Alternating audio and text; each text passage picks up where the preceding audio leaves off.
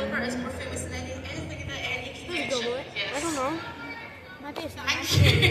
Hello, my dear.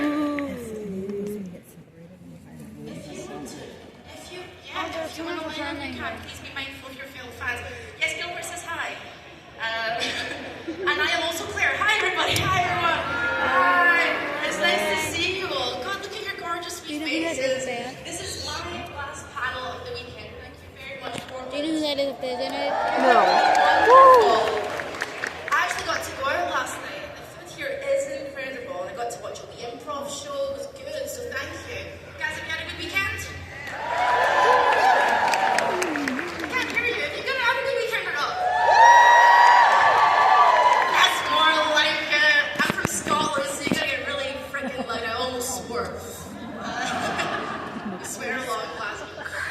Okay, I'm gonna read each name out one by one, and I want you to scream and whoop and shout as loud as you can until they sit down. Can you do that? Can you? Okay, first up, let's welcome Mark Pellegrino.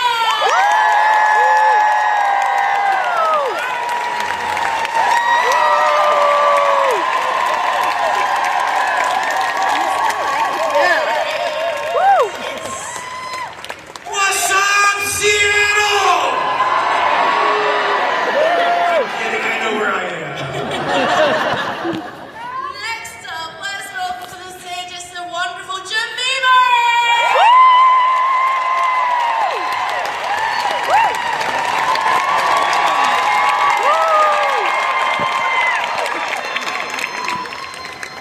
Hello, Widget.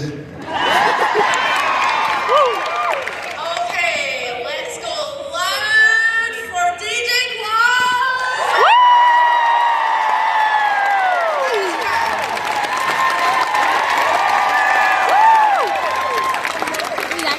DJ Qualls, guys. Claps going, come on, let's go.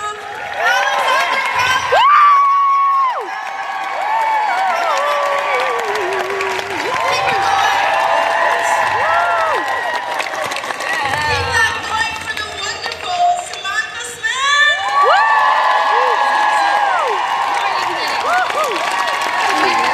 That's Mary Winchester. That's it. Okay, kids. One more. We do have one more. Yes, it is. It's Jared Padalecki.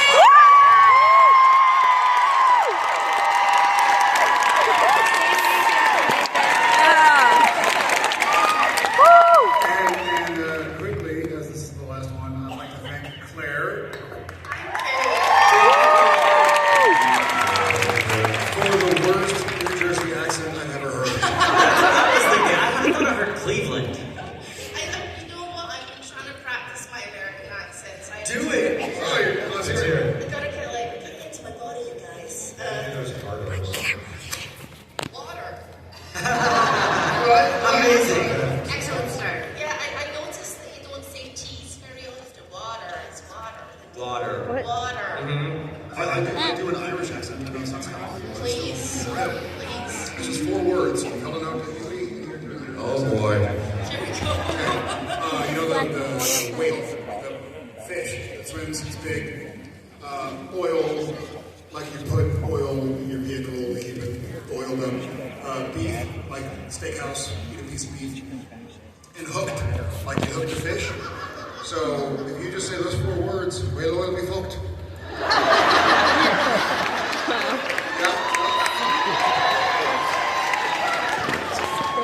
I'm bilingual.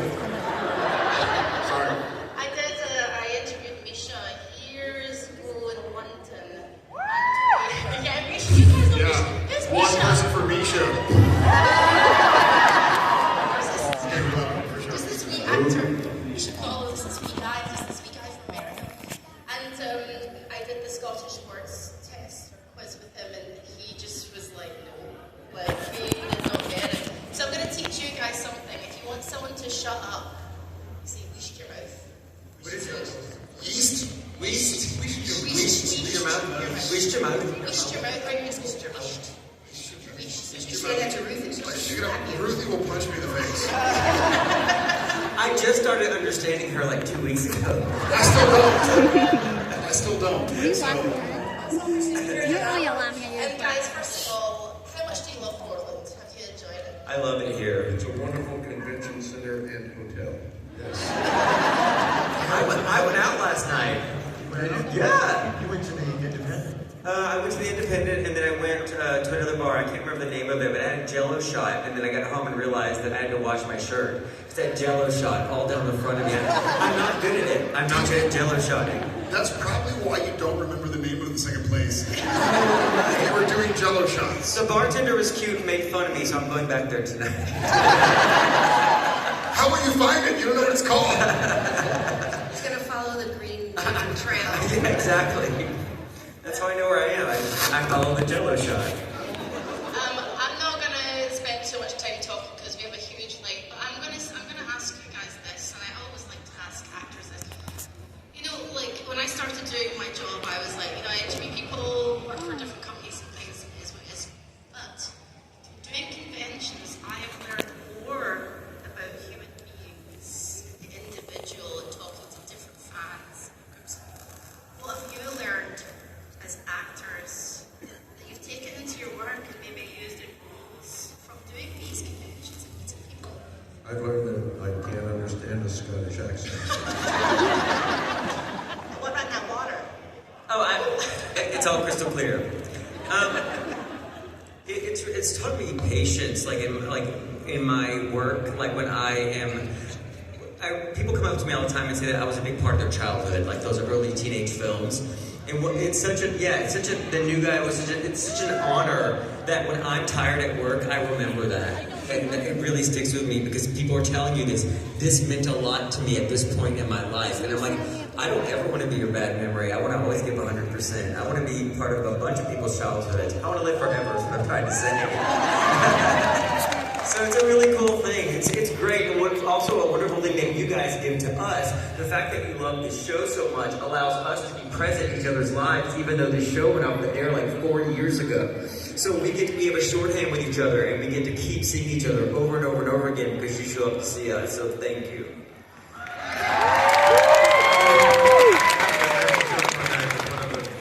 Most important and inspiring things to me is to hear somebody say, you know, I watched Supernatural and it got me through a really tough time, really tough surgery, really tough event in my life.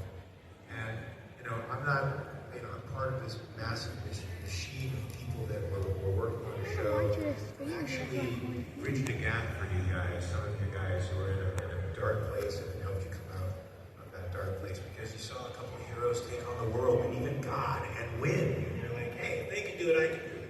So I love being a part of that. I love hearing that from you guys. It makes me feel like, hey, maybe I did something worthwhile that memorable. It's going to stick around for a little while. So thank you guys very much.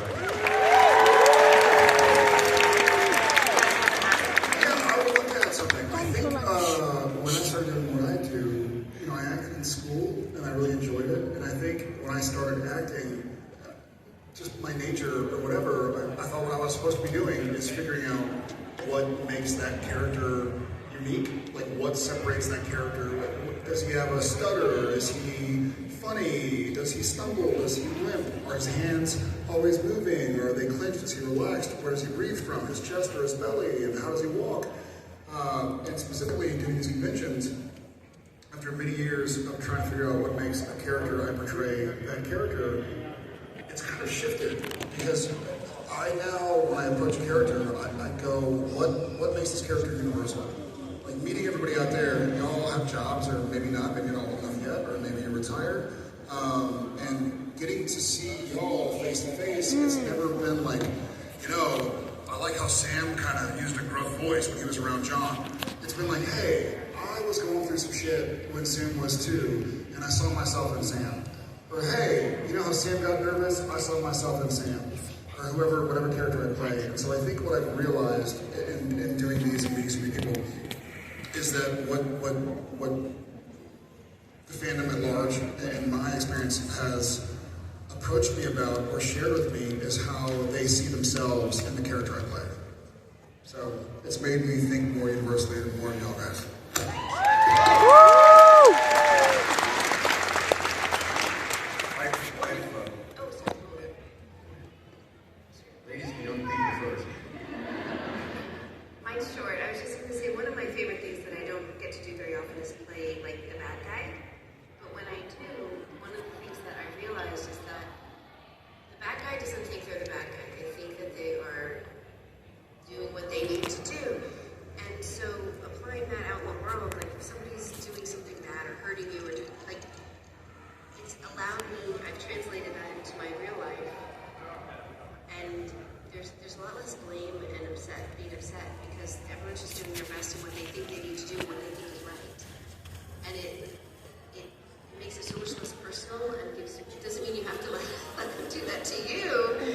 it doesn't, you don't have to What? take it on. 2:45.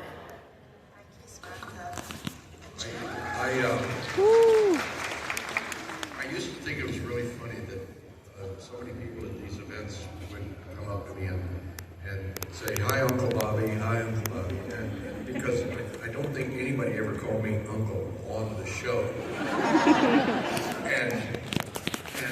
But the more I thought about it, the more I thought, they're not really suggesting that I'm anybody's uncle on the show. It's some kind of feeling that Bobby gives people.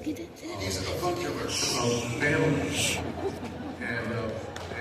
And uncles are often, very supportive without being terribly judgmental.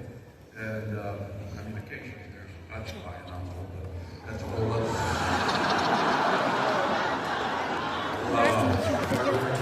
That's a whole other It went from really inspiring to darkness. Dude, I'm not saying anything. I want to keep my job. But that was the best thing anybody's ever said on any panel I've ever been. I will only ever do panels with you. When they go high, Jim goes low. By the way, to answer the obvious question, Jim Beaver is indeed sponsored by Coke Zero. It used to be Dr. Pepper, but Coke had better money. Seriously, what it connects to with me is the one catchphrase that I am so proud of having been allowed to utter on the show is "Family don't end with blood." And for me, one of the best learning experiences was that the show has created and engaged with a very, very large family. And you guys are just the tip of the iceberg. And that makes me very, very happy to be part of it. Thank you. I love you guys. Okay. You want to add anything else, or are you good? He's just gonna fight. He's learned nothing. I was going to say, Jim's my uncle, so... But let's end it. And we will leave it. Well, let's leave it on uncles and then go to the front. Guys, a round of applause for just this first short part of the panel. Let's get to the fans. Right, I can come to you. You good? Okay. Now, the mic is quite quiet, everybody in the line. So please, straight into the mic. I want your name and your question. Go for it, my love. First of all, my name is Samantha. Hi. You might be familiar with. And I just wanted to... There's a line of questions. There's a birthday in the house. It is my mother, and she's 75. Where is she? She's right here. Stand up, Mom. Mom, stand Mom, up. please stand up. What's your mom's name? Her name's Carla. It's her 75th birthday. This is her present. Hey, Carla, happy birthday! She's a huge girl. She's And her shirt 75? says... Yeah, you look Is great. she seeing anybody? I for one That's thrilled funny. that your name being Dina, your mom is named Maria. That would have been really strange, like Jonna. Yeah, it was a weird name to have growing up in the 80s, but then Star Trek The Next Generation came along and the DM became a thing, so it's not too bad now. But yeah, her shirt says, I'm celebrating my 75th birthday with sandwiches. And then I have a quick question, which is the show coming back?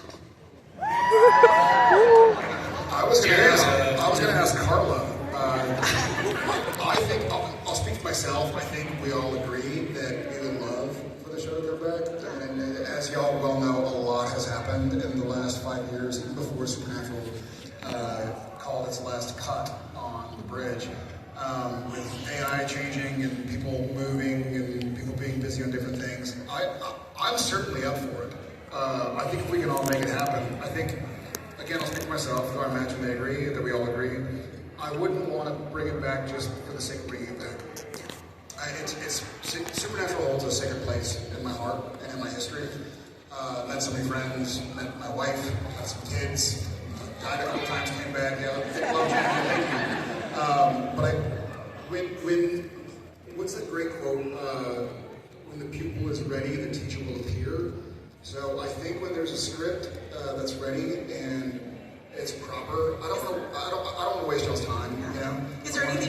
works right now? Not really. I mean, you can't really put it in the works until you touch it. It's really strange. I mean, I don't want to bore you with the bureaucracy of Hollywood, but I think once it is in the works, it'll move swiftly.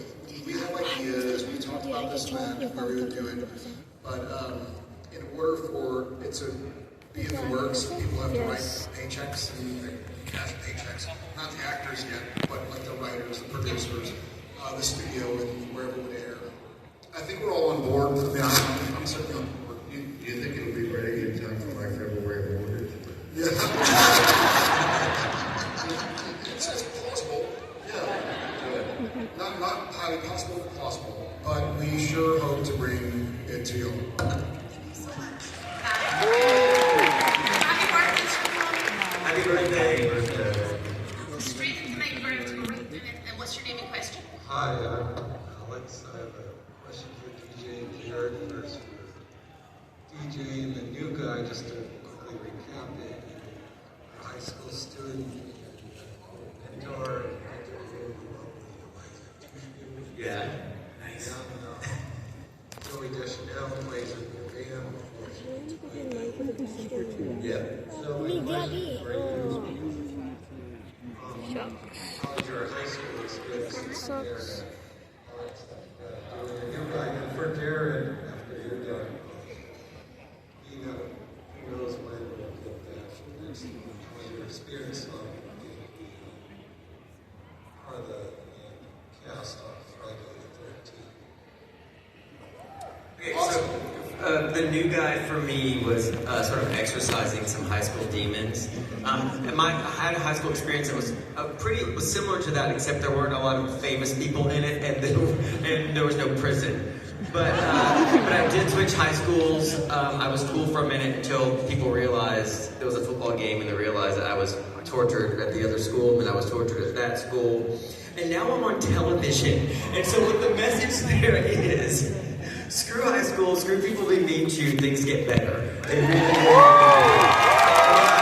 my 14-year-old self, I say this to myself all the time, my 14-year-old self would be dying if he saw the crap that I get to do. And so if anybody out there is going through any bullying or people aren't being awesome to you, it gets better. It gets so much better. So. Woo! And you know what? I like to just made out with tongues in that movie.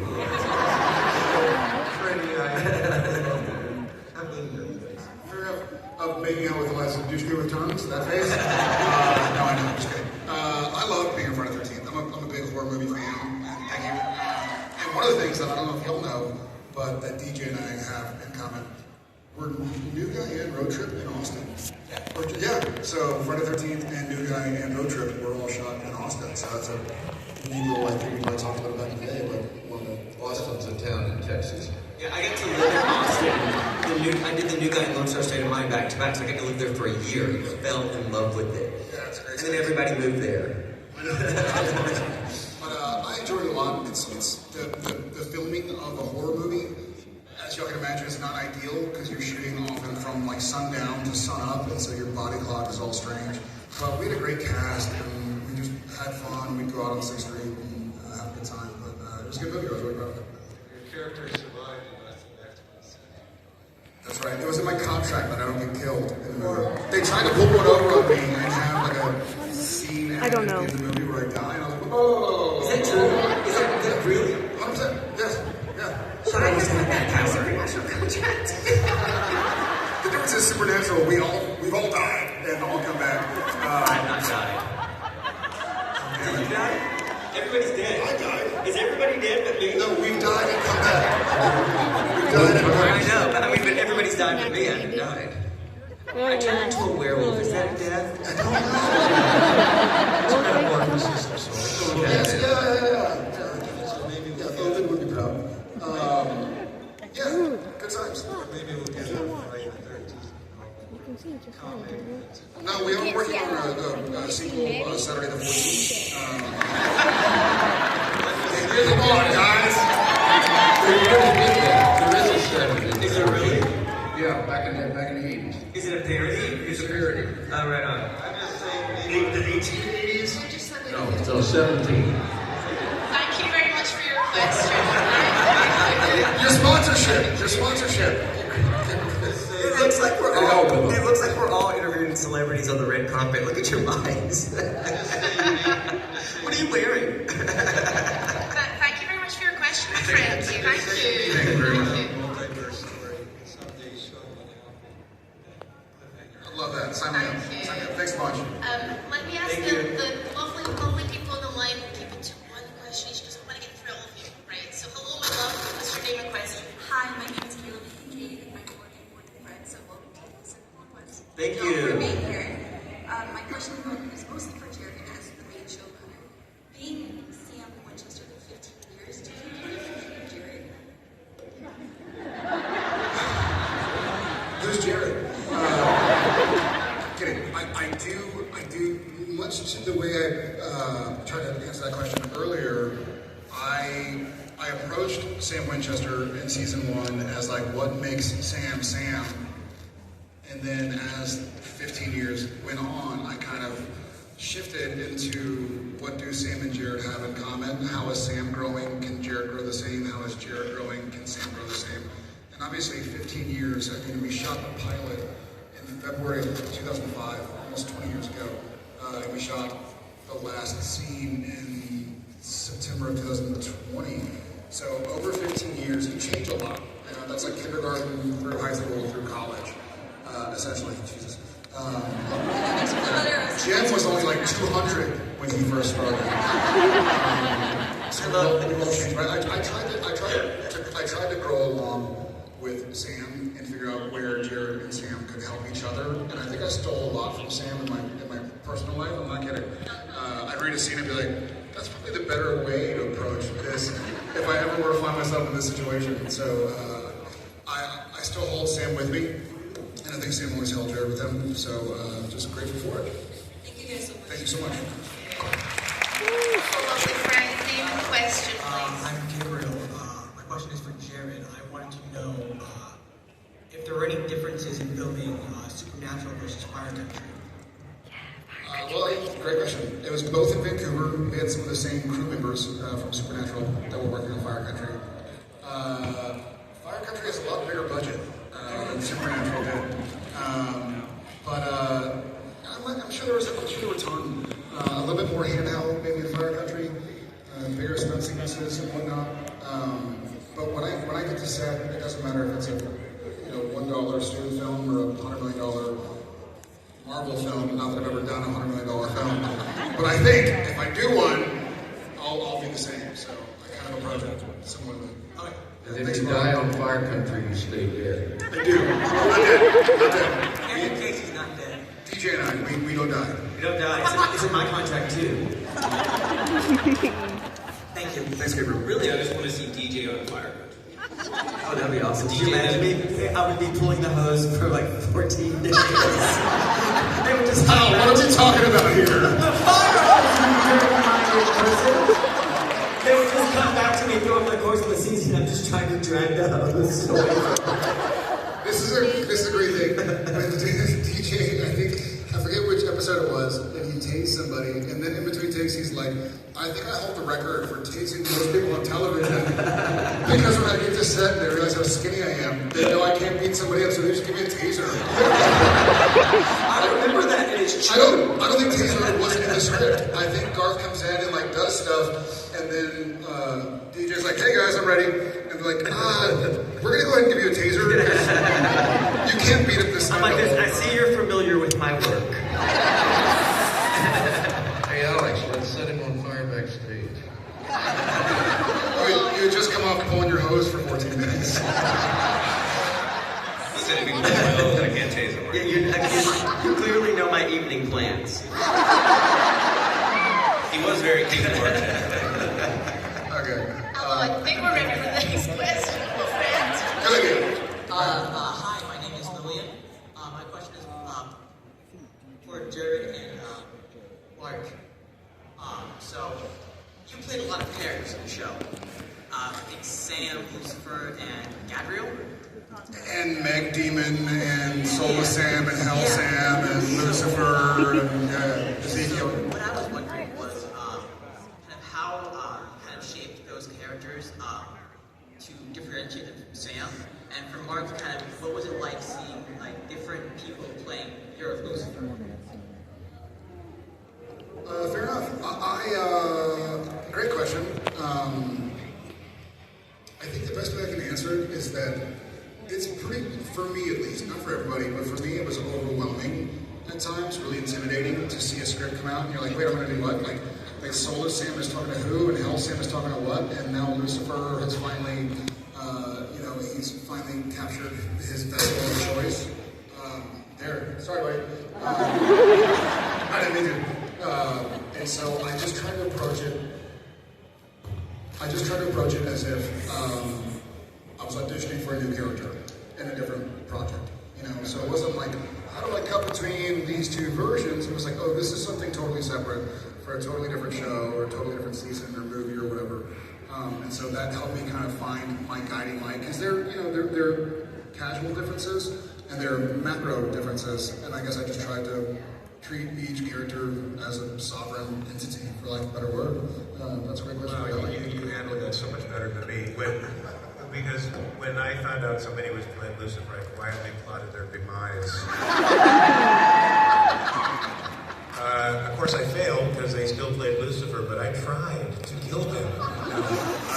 No, it was actually great seeing people seeing the iterations of Lucifer. Because I mean, you were really the first person to play Lucifer. I mean, because I think I accepted when you, in a flashback or somewhere, some dream sequence, you played. The flash forward in the end. Yes. You were so he was really the first Lucifer. And then I really enjoyed watching Misha play Lucifer. We had sort of a long conference where Misha asked me, how does Lucifer look at the world? And how do you think he did this moment, that moment? It really felt like he tried to bring some character consistency to the part, so that you really felt the personality was coming through another vessel, as a consistent personality, and I really thought that was great. So the other two Lucifers are dead to me, but I really enjoyed watching Misha. And his version of it had a regalness to it and a princeliness to it that was I actually stole a little bit of. So there you go. Oh, thank Mark? you. Thank you. Who's up next? Who is up next? Hello there, right? And just move it down to your goodness. What's your name and question? I'm Natalie, and my question was for Jared. So one of my favorite aspects and story arcs of the show was Sam's psychic abilities, and I was kind of disappointed that they kind of just forgot about it in the later seasons. So I was wondering if you would have liked to see more of that with Sam's character, and what you would have wanted to see. Thank you. I mean, let's be honest. I grew up a Star Wars nerd. I would have loved to have had the Force at some point in time. Moving the knife around or whatever. I didn't get to do the demon stuff. I think part of it, and maybe to Mark's point as well, with people playing different versions of the vessel, I think there were so many roadblocks along the way for Sam and Dean, for everybody, that once they got past a certain point, they no longer needed that. Sam wasn't. I love the Demon Blood storyline, but after season 4 or 5, it kind of went away. He didn't need it anymore. He went past that point. He got past that hurdle. Whether it would have been helpful or not, it still would have kind of crippled him in some way or hamstrung him in some way. And so that's I think why they built such a big family of hunters and literally family to be around, because they couldn't do everything. So I'm glad he had it, and I guess in hindsight, I'm glad he didn't have it forever. Yeah. Thank you, Natalie. Thank you. Who's up next? Hello, my friend. Name and question. Hello, my name is Suzanne. Welcome. Thank you all for being here. My question is, so one of the things I love doing when I come and get to see you all is to tell you about the moments in something that you've acted in or directed that mean something to me. Is there a moment from a movie or a TV show that you've experienced that you wish you could go to, whether it's, some of you would have had the chance to go to Francis Ford Coppola or Henry Fonda or someone and tell them how much that meant to you? It's a Great questions. Jeez. That's a great question. It really is. Oh my God. Who's taking that one first then? That's a great question. There's so many, like, just looking at movies in general that really, so I grew up pretty cut off, like in the middle of nowhere, right? And so, you know, growing up, everyone said that TV made you stupid. And for me, it was looking at the television and seeing a world that I wanted to be a part of. It taught me what was beyond my own sort of, you know, horizon. And I remember movies like The Color Purple was a big deal to me. I grew up gay in the South, and it was people being marginalized. And I didn't know why until I was an adult to put the words to it. But I saw people afraid for their lives because of who they were, something about them they couldn't change. And I saw them being, you know, and rising above it, finding ways past it. And that movie really, really meant a lot to me. And I get to tell Steven Spielberg that. And so so DreamWorks did Road Trip, and so I got to meet him during that process, and I got to tell him that. That was a big moment for me to be able to express that, and I didn't even know what I was feeling, but it just started coming out, and the words took shape as I was saying it. Do you know what I mean? I was out, but I wasn't out publicly. But I was. Hollywood hadn't told me yet I should have been out. They told me right after that. Yeah. I remember years ago when I was Leslie and I went to a movie, and it's weird that I remember this moment so clearly, but I'm not quite certain what movie, which I think is how it did.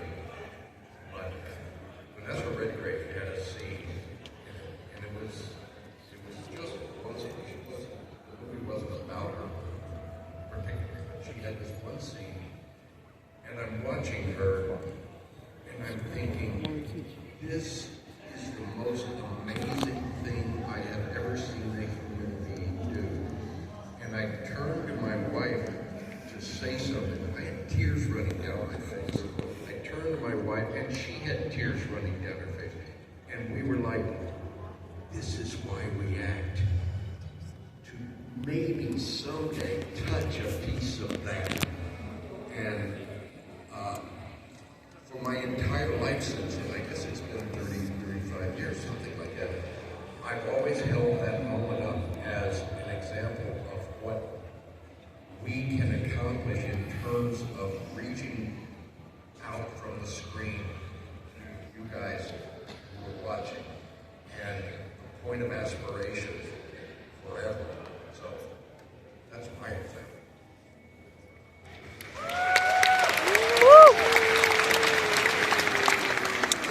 Jump in. I mean, there's so many, right? I think we're all students of film and TV and books and art and literature here. There's one, I'm going to go with Spielberg, Saving Private Ryan, when Tom Hanks tells Matt Damon to earn this. No, not to say anything about when they flash to the present, but just an idea. Like, I feel wildly blessed to be sitting here, to DJ's point, like my 14-year-old self, I was like, hey, you're guys going to be on TV sometime. I remember going to Universal Studios in Florida when I was like 11 years old, and everything was like Jonathan Taylor Thomas, you know? All the girls had like folders with his hands in his pockets with his thumb out. I was like, I want to do that, and I'm JTD, I'm not JTT, but it's close enough. And there was a home improvement set, maybe California, whatever it was. There was a home improvement kind of like area of the gift shop. Not a word of a lie. Like I'm there with my mom and my brother and my sister, and I went and I just like loitered around the home improvement thing, like thinking I was going to get recognized and be on TV. I'm not fucking lying. My parents are like, okay, we're going to go. I'm like, yeah. And I would like go back, like, surely an agent's going to see me or something. No agent saw me, because they don't hang out at the gift shop at Universal Studios. The idea that now I'm 42 years old with a wife I met through this, and with children and dear friends and family, I feel very grateful, and I would like to remind myself of that constantly and continue to try and earn it. Thank you. The only one that Steven Spielberg completely messed up my entire life. What did he do? He has done so many amazing movies,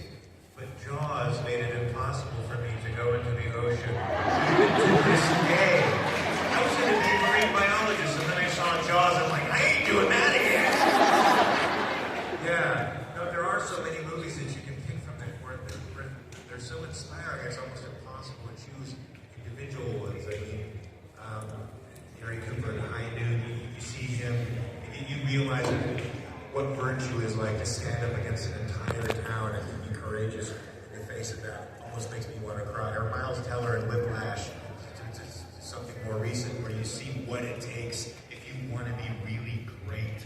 You push through every obstacle to be there. It gives you the chills, you know. Even now, Wicked, you know, you watch that. I mean, I don't know, I cried 50 times during that movie. You see Elphaba is just, she's so strong in the face of this authoritarian guy that's taking over the world, and she's like, no, I am going to, despite what you think is, you know, some kind of, some deformity, I am great and I'm going to achieve greatness. I see that. It makes me want a sword, gives me the chills. But Steven Spielberg fucked me up! E.T. be damned. We've only got like about 3 minutes, so can we do a speed round? Should we do a speed round? Let's speed date. Let's get them, we gotta, because let's get through as many as possible, and please keep them as short as possible. Alright, short comments. Mark, I loved you as Lucy. I loved you as Paul and Dexter. Free President Singer. Alright, DJ, I loved you in Supernatural, loved you in Road Trip, and I loved you at your spot on The Big Bang Theory. Thanks so much. Yeah, Yes. everything. Alex, I loved talking to you about magic underwear earlier. I don't know. Shout out the Mormons. Anyway, Samantha, you did a great mother, and I hate you for what you did to Cindy. Jared, thank you for sharing your struggle with mental health a lot. And I loved you in Friday the 13th, and I love you still as Sam forever. Thank you very much. Thank you so much. Alright, speed round, you guys, are we ready? Right, okay, speed round. Go, name question. My name is Eva. I was wondering, is there a show that you guys wish you did a crossover with? Crossover? A supernatural crossover? Not fast enough, guys. Much for the lightning round. Antiques Roadshow? Walking Dead. But not for the reasons y'all think, but for the reasons of like, why don't we just fucking walk faster than these dumbasses? I love Tiffany Morgan, we have matching tattoos and all the above, but you got a bat with barbed wire? Pretty cool. We have a freaking grenade launcher. We got you. Y'all go hide in the corner. No, it'll be fun.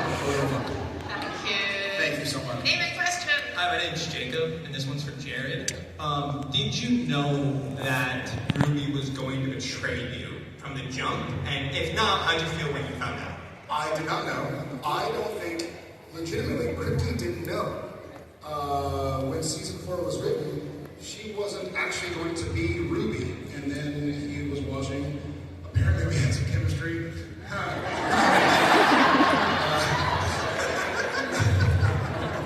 How'd that work out? Well, 3 kids later, it's all gone. But it was one of those things that developed as it went along. And I don't remember if season 4 was a full season pickup.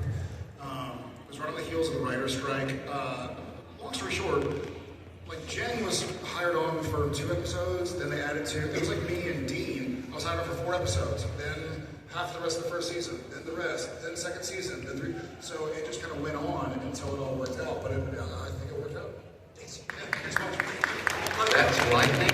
Okay, this, if we can get two, put everyone behind the lovely stripy top person, we'll have to sit down. Sorry, These are the last guys. two, I'm sorry, but they're going to go back to their tables after this, right? Jim talks really slowly. I'm sorry, guys. Okay, name and question. Hi, my name is Breeley. My question is for you. Yesterday, I dressed up in a King Puppy Club outfit during our photo op. Your friend, yeah. I was just wondering what your Chapel Road concert experience was like. I went twice. We went and saw Chapel at ACL, and I didn't know when I was on Fire Country, one of the actresses I was working with was talking about Chapel Run. I was like, I'm not sure. I don't listen to the radio a lot.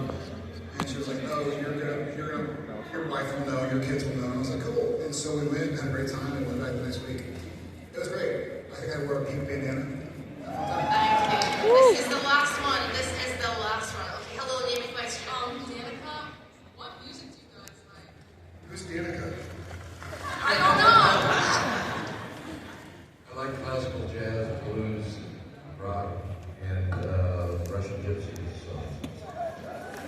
specifically Russian gypsies? Yeah, I like blues, I like classic rock, well, mostly classic rock, punk, classical. I mean, I pretty much listen to.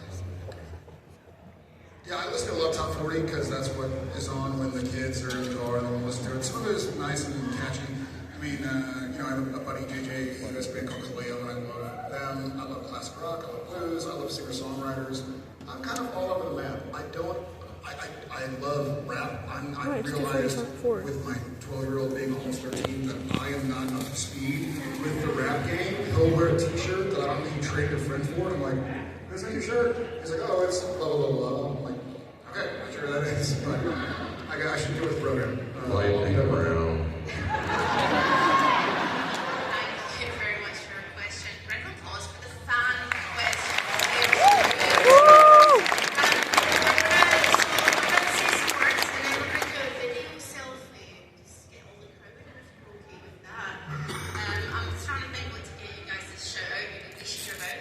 Okay, so you're saying that we're going to do a video selfie and the crowd's going to...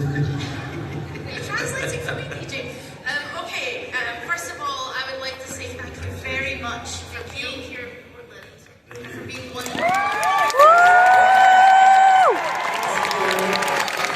If you guys are ready for a video selfie? Okay, when we get you to do the video selfie? Okay, right, here we go. We gotta clear out. Which way are we facing? We're turning our backs on you, apparently.